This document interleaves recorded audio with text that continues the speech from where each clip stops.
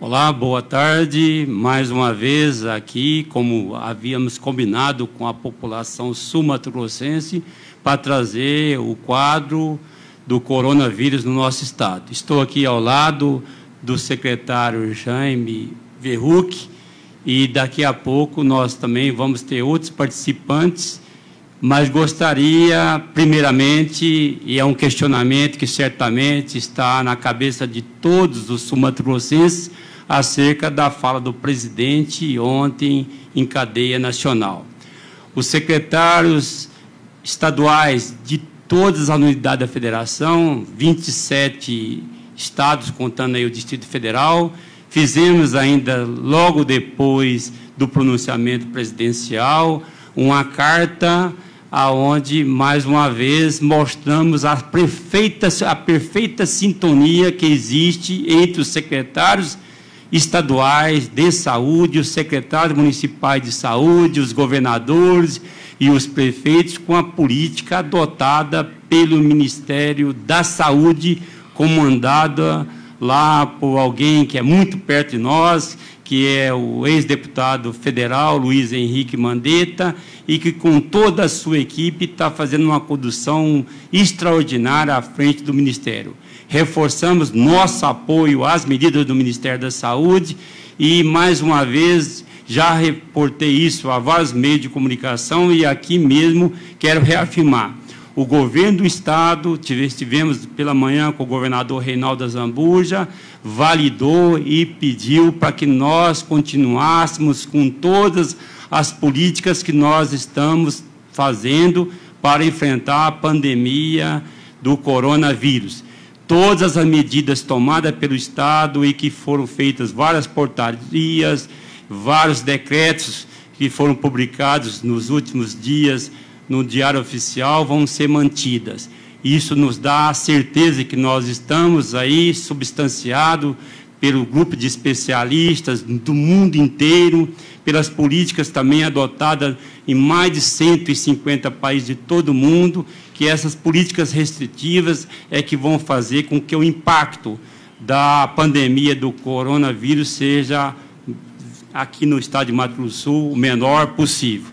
Quero, mais uma vez, também reafirmar aqui que nós estamos dando todo o prosseguimento às várias atividades que fizemos com os secretários municipais, as secretárias municipais, os prefeitos de todos os 79 municípios do Estado. Estamos trabalhando intensamente para que a gente disponibilize no curtíssimo espaço todos os equipamentos para podermos atender a nossa população, seja os casos mais leves, seja os casos mais críticos, esses que vão precisar de leitos de UTI. Estamos trabalhando intensamente para que cada município do Estado, aonde for possível colocarmos os leitos de UTIs novos, nós possamos fazer nos próximos dias.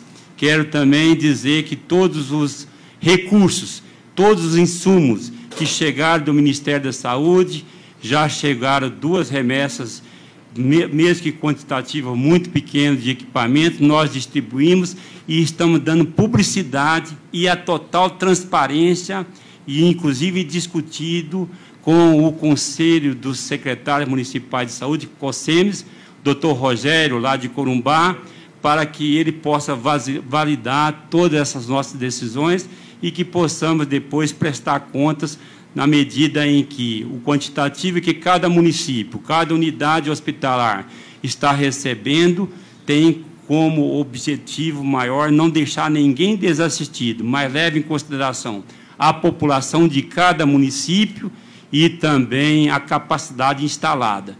Os recursos também provenientes do Ministério da Saúde, houve 2 portarias, a primeira portaria liberando R$ 2,00 per capita em relação à população do Mato Grosso do Sul, que deu mais de 5.200.000, todos eles estão canalizados para poder dotar as estruturas hospitalares de Mato Grosso do Sul, nos vários municípios, tanto na capital como no interior, e ainda recebemos agora uma nova portaria de cerca de R$ 7.500.000, onde vamos repassar R$ 2,00 para cada município e o recurso que vai restar, nós haveremos de empreender dentro das ações que a Secretaria de Saúde do Estado está fazendo para que a gente construa toda essa infraestrutura necessária para atender a população do Mato Grosso do Sul.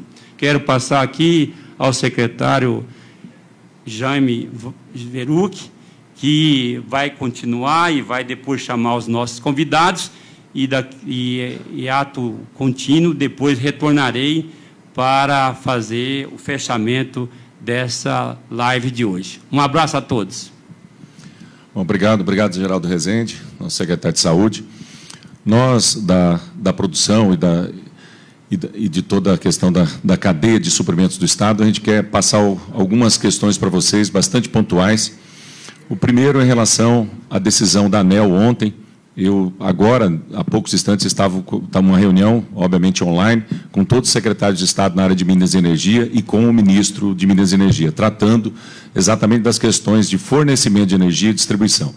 Então, o primeiro ponto que o Ministério destacou agora, nós não temos nenhum problema no Brasil, nesse momento, de suprimento de energia elétrica. Essa é uma posição fundamental. Saíram algumas notícias que o Brasil poderia ter um colapso de energia elétrica, isso não existe. Só para os senhores terem uma ideia, o consumo de energia elétrica no Brasil reduziu, no mês de março, 16% em relação ao ano passado. Então, isso mostra o quanto que nós reduzimos a atividade econômica. Então, 16% menor de consumo. E ontem, a ANEEL, no final da tarde, publicou um regulamento quanto à questão das concessionárias de fornecimento de energia elétrica. Primeiro ponto fundamental, ficou estabelecida a suspensão dos cortes de todas as pessoas de residenciais urbanos e rurais.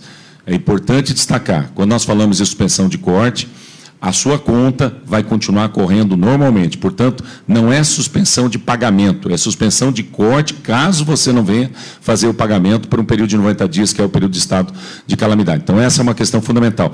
Passado esses 90 dias, qualquer pessoa que não venha pagar, obviamente vai ter que pagar com a juro e multa aquilo que está previsto no contrato. Então, todas as atividades essenciais, todas as residências, priorizando exatamente a questão que as pessoas estão em isolamento, e aí a gente quer fazer um alerta à população, é a elevação do consumo. As pessoas em casa acabam consumindo mais energia elétrica, então talvez a sua conta de março seja superior à sua conta de fevereiro, a sua conta de abril superior à de março. Então, isso é importante que se cuide o valor dessa conta. Então, estão suspensos qualquer corte, a Energisa não fará nenhum corte em residência urbana. E um outro ponto fundamental que nós discutimos agora com o Ministério, e que já foi alterado esse posicionamento, existia uma questão de nós não queremos que a Energisa não terá mais o atendimento presencial e, em muitos casos, não fará medição na casa das pessoas. E tinha uma discussão em relação, e é importante lembrar aí, comércio e serviços. Os comércios e serviços não serão calculados pela média. Um consumidor que tiver o seu relógio dentro da casa, que não puder ser acessado, será pela média. Comércio e serviço não será pela média, será por autodeclaração ou por verificação em loco. Isso é importante, porque se fosse pela média, obviamente que o consumo dos 12 meses anteriores seria muito elevado. Então, essa é uma posição, isso não está claro na resolução da ANEEL, mas nós acabamos de fazer uma reunião com o Ministério e isso ficou claramente definido. Então, tranquilize-se todos os comerciantes de comércio e serviço, que estão muitos deles fechados, que eles não pagarão pela média, eles pagarão pelo consumo efetivo. E um outro ponto, a questão da indústria, a contratação de demanda. Ainda nós não conseguimos separar isso, a indústria terá que pagar por contrato de demanda até esse momento. Existe uma reivindicação para que a gente avance. Um terceiro ponto que é importante a gente destacar, nós, durante a semana, tivemos muito problema de acesso a trabalhadores ao setor industrial, seja em Campo Grande ou município. Uma série de prefeitos tomaram medidas restritivas de fluxo de pessoas e de fluxo de produtos. Isso é importante. As atividades essenciais têm que ser mantidas, aquelas que estão previstas na lei. Então, nós estamos fazendo o quê? Nós fizemos protocolo. Na segunda, lançamos um protocolo sanitário com a indústria de celulose. E hoje lançamos um protocolo sanitário com a indústria de carnes, para que todos aqueles trabalhadores que precisam ir trabalhar, desde a sua residência, tenham um protocolo definido. Toda a questão de diminuição de número de pessoas em ônibus, checagem de temperatura, utilização de EPIs. Então, todo esse protocolo nós estamos fazendo para todas as indústrias do Estado de Mato Grosso do Sul. E o terceiro e último ponto, nós acabamos de fazer uma reunião agora com todos os bancos para discutir a questão da micro e pequena empresa. E nós criamos no âmbito da Semagro, no site da Semagro, a gente chama de FAQ empresarial. Toda a demanda empresarial do micro pequeno, em relação a banco, em relação a fluxo, coloquem essa demanda, que nós estamos centralizando essa demanda para que a gente possa fazer o atendimento junto aos diversos organismos. Então, esse é o caminho. E nós, o nosso secretário Geraldo, dentro daquela linha que nós estamos colocando a disponibilização do álcool 70, hoje, nós vamos, já receberam 24 mil litros e receberão mais 24 mil litros agora no final da tarde. Então, o fluxo aí da estrutura produtiva está funcionando muito bem para disponibilizar a totalidade de álcool 70 que a nossa Secretaria da Saúde precisar no estado inteiro. Então, são essas medidas e essas ações que nós tomamos. Nós vamos passar aqui agora para o Lauri. O Lauri é o nosso secretário adjunto da Secretaria da Fazenda. O Governo do Estado hoje publicou algumas medidas que ele vai explicar que impactam diretamente a todo o setor produtivo e todos os nossos contribuintes. Ok, muito obrigado, Jaime. Boa tarde a todos. A ideia aqui é realmente só fazer um esclarecimento adicional dessas medidas que foram publicadas hoje. E elas, basicamente, dizem respeito à suspensão e prorrogação de prazos.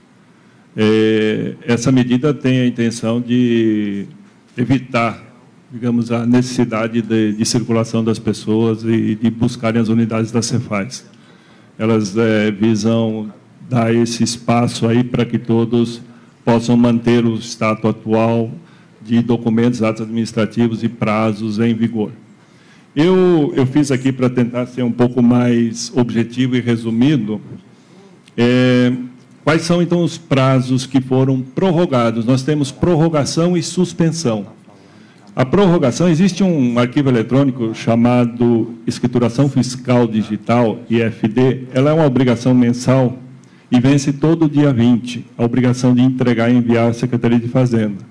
Esse prazo foi prorrogado, então, para o último dia útil de cada mês. Houve uma postergação, então, em torno de 10 dias para a entrega. Para o período de fevereiro a julho, por 6 meses, esse prazo alongado para a entrega da IFD. O segundo item que foi cuidado são os regimes especiais. Todos os regimes que vencerem agora, a partir de hoje, da publicação, até o dia 30 de abril, eles estão automaticamente prorrogados para 1º de maio. Então, esse vencimento que acontece nos próximos dias mantém o regime ativo e ele já está prorrogado, a partir de hoje, para 1º de maio. Tem uma medida também importante de prorrogação, que são as certidões negativas de débito. As certidões emitidas e válidas hoje, elas foram prorrogadas por mais 60 dias. O prazo original delas é de 60 dias, todas as que foram emitidas até agora. Então, foi dado um prazo adicional de 60 dias. Então, foram prorrogada a validade dela para mais 2 meses. Esses foram, em síntese, as prorrogações de prazo. E teve prazos também que foram suspensos. E, no geral, de forma bastante resumida, são os processos administrativos tributários, são os processos de autos de infração. Esses prazos foram suspensos, eles não correm agora nesse período, até o dia 30 de abril. Eles só voltam a contar a partir de 1º de maio. Além dos prazos, teve algumas medidas também, algumas ações que foram suspensas, que poderiam gerar uma necessidade da presença ou de uma ação, um ato do contribuinte, e que, dessa forma, também ficam postergados para depois. Então, por conta disso, foram suspensas as sessões de julgamento do TAT, que é o Tribunal Administrativo Tributário, julgamento tanto de primeira e segunda instância. Esses julgamentos, por óbvio, depois de cientificado, geram uma demanda para o contribuinte, então estão suspensos essas sessões de julgamento também nesse período. A Secretaria de Fazenda não vai suspender e nem cancelar a inscrição estadual até o dia 30 de abril, a não ser devidamente justificado por fraude, simulação ou coisa parecida. A regra geral é que as inscrições não sofrerão alterações nesse período. E, por fim, uma última medida que foi publicada também é o envio para dívida ativa. Os débitos em cobrança administrativa, eles não serão enviados para inscrição, permanecerão em cobrança administrativa para serem saldados ou, porventura, no momento seguinte. Mas uma observação só que eu acho que é importante para esclarecimento, O que é que não está suspenso? Qual é o prazo que não está suspenso? Nessas medidas todas, o que não foi suspenso são os prazos de vencimento do pagamento dos tributos. Todo o calendário original continua com os mesmos prazos. Então, não há nenhuma suspensão, nem prorrogação, nem alteração dos prazos de vencimento, conforme originalmente no calendário fiscal. Então, acho que esse esclarecimento é importante para não fazer confusão com as obrigações outras e de atos administrativos. Esses, sim, foram suspensos ou prorrogados. Em linhas gerais, era isso, Jaime, eu acho que o esclarecimento, e ficamos à disposição lá na Secretaria para novos esclarecimentos. Lori, obrigado. É importante, nós vamos chamar já a doutora Cristine para apresentar o nosso boletim, e lembrando aí a todos que estão vendo que o contador olha o Diário Oficial, olha essas medidas que foram feitas pela Secretaria da Fazenda, ele impacta em todas as empresas do Estado de Mato Grosso do Sul. Então, nós estamos falando mais de 200 mil empresas são impactadas por essa medida. Então, é importante alertar que todos os contadores olhem essas medidas, porque isso impacta diretamente no dia a dia do nosso empresário. Vamos passar já para a doutora Cristine, para o nosso boletim. Muito obrigado. Boa tarde a todos. Obrigado, secretário, pela possibilidade novamente de estarmos aqui. Hoje nós temos o nosso boletim com 358 casos notificados, 34 casos ainda considerados suspeitos, continuamos com 24 casos confirmados e temos já 289 casos descartados e 11 casos excluídos. É importante dizer que ontem, no dia de ontem, nós realizamos 84 testes. E no dia de hoje, realizamos, até o momento do fechamento desse boletim, 16 testes. Nós estamos felizes que não temos mais nenhum caso confirmado até o momento, mas, de forma alguma, podemos diminuir a vigilância e as orientações técnicas que nós, da Secretaria de Estado e do Ministério da Saúde, temos reiteradamente dito a toda a população. Nós sabemos que o vírus está circulando, o Ministério da Saúde considerou que nós temos a circulação viral já como transmissão comunitária em todo o país e, com certeza, esses especialistas, experts nesse tipo de doença, eles têm autoridade suficiente para que nós possamos continuar obedecendo às recomendações por eles dadas. Importante dizer também que isso não significa, como eu já disse anteriormente, secretário, nós temos outros vírus respiratórios circulando. E nós também fazemos painéis virais para outros tipos de vírus respiratórios. Então, não é o fato, não é só o Covid. Nós realizamos 9 tipos de amostras, de exames para essas amostras. Então, nós temos a circulação de rinovírus, adenovírus, metapneumo, influenza A, influenza B, enfim, uma série de doenças que são vírus respiratórios também. Em relação às cidades dos casos suspeitos, como descartamos ontem na realização dos exames, hoje nós temos ainda 15 casos suspeitos em Campo Grande, 1 em Amambai, 2 em Aparecida do Taboado, 2 em Aquidauana, 1 em Bela Vista, 1 em Chapadão do Sul, 1 em Corumbá, 1 em Coxim, 1 em Miranda, 2 em Nova Alvorada do Sul, 2 em Ponta Porã, 1 em Porto Murtinho, 2 em Rio Brilhante, 1 em Rio Verde e 1 em São Gabriel do Oeste. Então, são 34 casos suspeitos ainda. Dos 24 confirmados, todos eles têm contato com caso confirmado ou vieram de algum país europeu.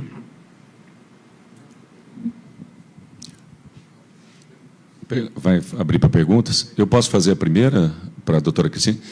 Qual é o estado de saúde desses casos confirmados? Que essa é uma dúvida grande da população. Essas pessoas que estão com caso confirmado, estão internadas, não estão internadas, estão em isolamento, estão em estado grave? Essa é uma pergunta que a população tem feito muito para entender qual é a dimensão desses confirmados. Os casos confirmados, eles são tratados assim. A partir do momento que ele é um caso confirmado leve, ele se mantém em quarentena. Então, ele está na casa dele, sob orientações e monitoramento da vigilância epidemiológica do município e do seu médico que o assistiu. Teve aumento de sintomas, teve aumento de falta de ar, é redirecionado para o hospital ou não. Não, evoluiu bem, se mantém na quarentena, que são período de 14 dias em isolamento total, com todos os critérios que a equipe de saúde recomendou. Nós temos 3 casos confirmados que continuam estáveis na UTI. 2 em um hospital privado de Campo Grande e 1 em São Paulo. Obrigado. Nós vamos abrir agora para as perguntas, por favor. Doutora, a primeira pergunta, quem nos enviou foi a Cristiane Oliveira, e o questionamento é: um caso que deu negativo, caso repita o exame, ele pode dar positivo? Cristiane, essa é uma pergunta bastante interessante e a gente precisa entender um pouco de imunologia, que é o estudo, na verdade, da nossa reação em relação ao contato com o vírus. O RT-PCR, que é o exame hoje que a gente faz com o SWAB, ele pega o início da doença até o 7º dia. Então, tem um código genético do vírus, né? O RNA do vírus. A partir daí, outros exames, por exemplo, o Ministério da Saúde já vai nos fornecer o exame, que é um teste rápido. Os testes rápidos, eles pegam mais dias da doença. Então, significa que o seu anticorpo está numa fase aguda da doença. Então, aí você mede, consegue verificar o anticorpo, a imunoglobulina M, o IgM. A partir de 28 dias, você significa, se esse teste der positivo, significa que você criou anticorpos e imunoglobulina G, mas que você se mantém saudável. Então, você teve contato com a doença, mas o seu organismo reagiu em relação à doença. Bom, a segunda pergunta das redes sociais foi feita pela Leidinha Oliveira. E ela pergunta: a capital não vai atender casos que sejam confirmados no interior? Leidine? Isso. Leidine, a organização da assistência, ela é feita de uma forma já normalmente independente do Covid.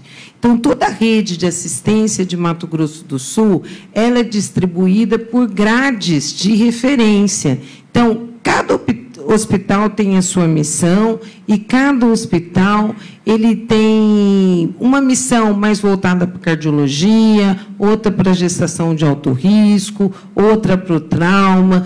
E, conforme as regiões do estado e necessidades, há feita a transferência desse paciente.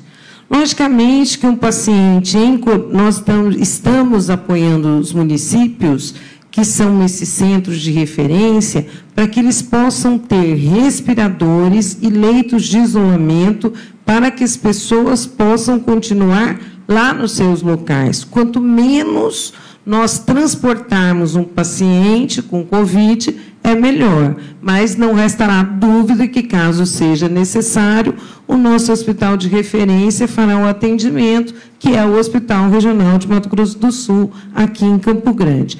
Quem é o responsável por esse deslocamento desse paciente? O Corpo de Bombeiros, que está preparado com todos os EPIs necessários para fazer essa transferência. A próxima pergunta foi feita pela Jaqueline Machado, e o questionamento é o seguinte: quem tem rinite alérgica ou sinusite, quais os cuidados que eu devo ter? Porque quando muda a temperatura, nós espirramos muito. Os cuidados são os mesmos. Os cuidados são os mesmos. A etiqueta respiratória, as higienizações das mãos, não tocar nas mucosas. Às vezes a gente observa o uso indevido da máscara facial, em que a pessoa fica mais vulnerável, porque a máscara não é bem adaptada, enfim, uma série de questões.